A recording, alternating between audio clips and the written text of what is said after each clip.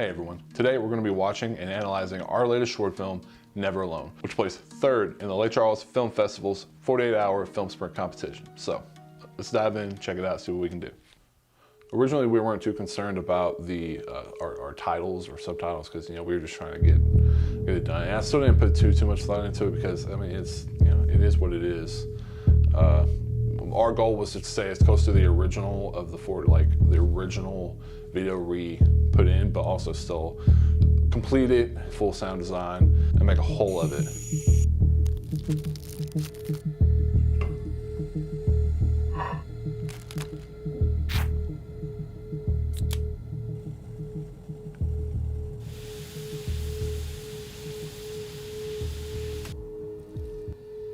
Oh, let me go back.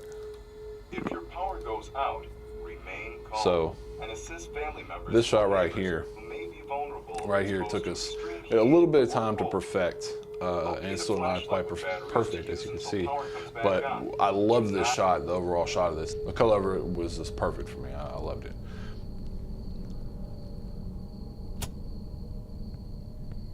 So, from the beginning, this shot right here, from the get-go, I had this Dutch angle just kind of ingrained into my brain, and I was incredibly happy with how it turned out. Brooklyn played the part perfectly. I mean, he did everything exactly the same every take. And I mean, this is all on one take, which is because we're good like that. But the other angles within this scene, he did a really good job of just staying on course of exactly what he did. So that's what we needed. It's perfect.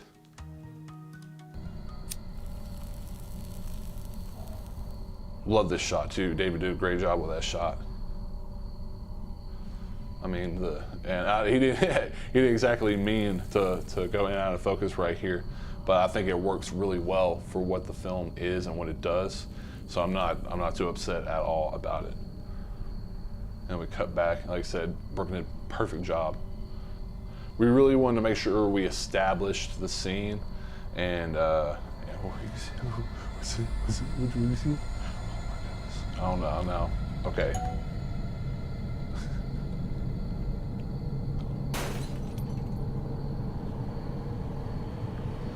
So, originally that was a gunshot, and every single time I heard it and I watched it, I laughed. I couldn't help even in the theater while I was premiering, I was dying, and I shouldn't have. David laughed first though, so don't come to me talking. David started it, and I just couldn't help myself at that point. I believe this was done on two or three takes. Talon, shout out to Talon. He's the one behind the mask he's the one behind the mask on almost every shot. The only shot we have of Brooklyn inside the mask is when we did a reveal, but it didn't look that good. So we didn't really think it pertained enough to the story to do something like that. It's not how we envisioned the ending, so we just didn't use it. I love this shot. And I would say cinematography wise, it was probably 70-30 between David and I, 70-30. But he was the director, and he knew exactly what he wanted. So, but that's David for you. So.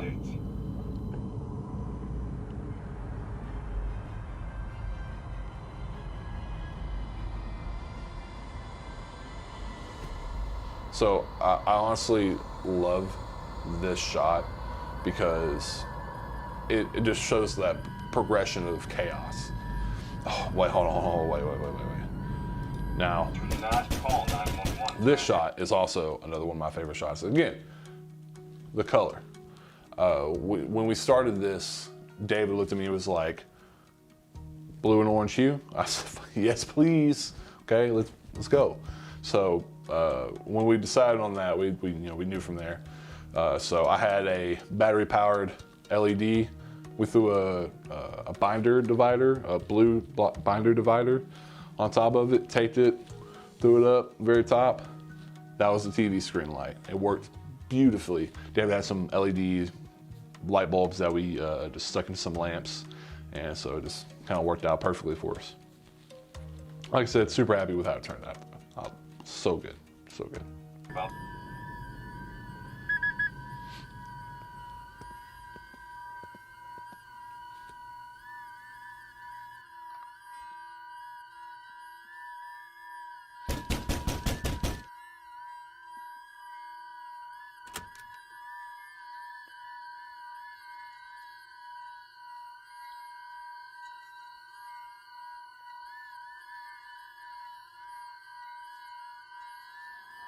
and I love the music that we chose for this.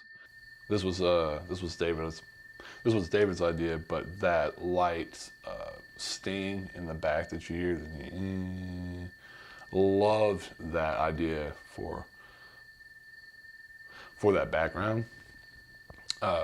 Going in and out of the door, again, building suspense. You know, a lot of people might think this film is slow. It's supposed to be a suspense film, you know, and so we were really trying to take that time to build up to the reveal. So all we had was you know, a flash on the light, and we went out there. Talent did the light behind. Where's it at? Where's it? Oh, there it is. You kind of see his beard, which is funny.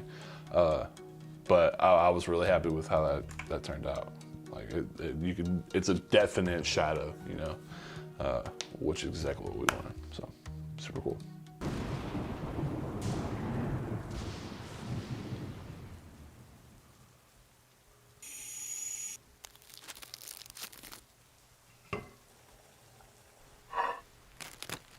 So, and the repetitive, this comes from his mundane life, you know what I mean?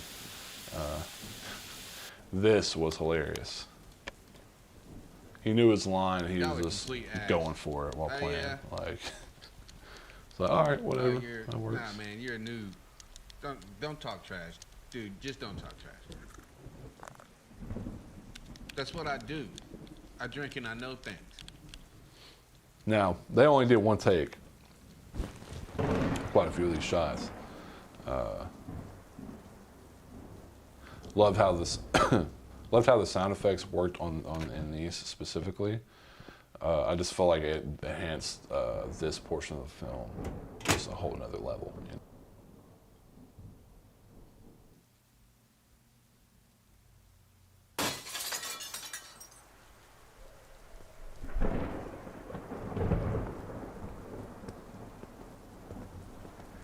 Oh man, especially like the rolling chair right here.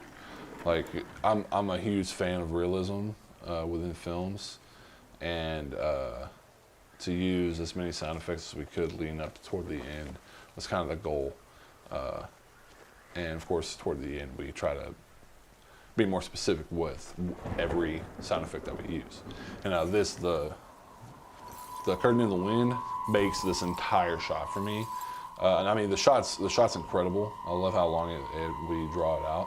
But that sound effect was just, I was like, yes, that's exactly what we needed. And I really wish it was in the original. But, you know, only got so much time. And also, I was so dumb.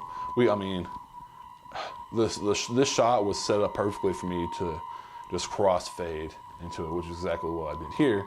But in the original, I faded out.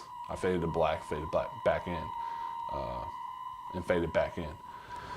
Huge mistake on my part. It was so much better just crossfading, but that it is what it is. So I'm over here just hitting my mic around. Hitting my mic. Shout out to my coworker Cade for providing this GoPro for us. So that's what we use as our CCTV videos. And man, we were just blind-eyed, just putting it up there like, okay, hope it works. And it worked out just perfectly. Love this shot too, the Dutch angle, fire, reveal, windows not broken. What's going on? He's crazy. Wow. Loved it. And originally we didn't even have the window reveal, which would, I mean, that would have been a catastrophe at that point, honestly, because I think this one shot added so much. Yeah, that's right. Yeah. Birkin took it upon himself to extend the name to Colton Mantooth rather than just Colt Mantooth, which is, I mean, it makes sense. I kind of like it. I kind of dig it. Worked out well. 9-3. It took us 2 hours, okay, to get this shot because we were just waiting. Just all right. When is it supposed to turn on? All right. And we just sped it up for a transitional shot. So it works. Helped us get the point across that it's nighttime now. So that's what we wanted. Okay, in the background of this, we were dying of laughing because he was struggling. he was really struggling to get the door open. He just heard. So we definitely had to speed that up. Obviously we didn't want to give too much away, but you can kind of see a little bit of the smiley on him. So the original had a fake bite, and Brooklyn wouldn't leave me the frickin' loan about taking it out. So you're welcome. And also I did a slow zoom in on this shot. So, because originally it was just all out here, right? But I really wanted to get that point, that single. Again, I wanted to be super realistic. I mean, I'm pretty sure that's exactly what a sound alarm sounds like, and we just found this stuff on the internet, so it worked out really well. I was super happy with how we blocked this up. I thought the transitional change right there would look really cool, and we were fortunate to get a decent enough shot to use. The only thing I wasn't happy with really is how fast we were having to cut through all these shots to get to the point. So, first of all, it took me so long to figure out what horror scene to use for that. And I still don't feel like it was perfect, but I feel like it was better than the original. And I was really happy with how the audio came out here too. The music we chose was really well done. And then of course this, the one shot, it took me a few times to get this, but overall. And now, I don't know how many people actually noticed, but at the reveal, on the reveal, is Brooklyn's face. All right, that's right there outlined, right here. You kind of see where it's outlined right there.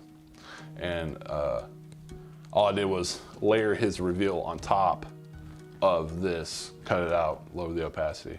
I wanted there to be some sort of sign that it was him, that it's, because this is representing like self-isolation. Fighting one's inner demons isn't exactly an easy feat, and mental health is definitely a big part of that. Overall, I'm really happy with how this turned out. With the limited time, with the limited crew, with the limited equipment that we had, I feel like it turned out better than our last try at the 48-hour film festival, which we came in third then as well. But I feel like our quality, obviously our quality should grow, and I feel like our quality did grow. The psychology behind shots have really been kind of ingrained into my subconscious, I think, at this point. I was really happy with the variety that we provided with our shots. I'm sorry, there's a leaf blower in the background, and I don't really exactly have time to stop and not do the rest of this video. So, thank you all for watching. I really do appreciate it. If you enjoy the video, please drop a like. And if you haven't already, hit the subscribe button for future content from Storyteller Studios. My name is Skylar McMillan, keeping up the grind, and I will see you in the next video.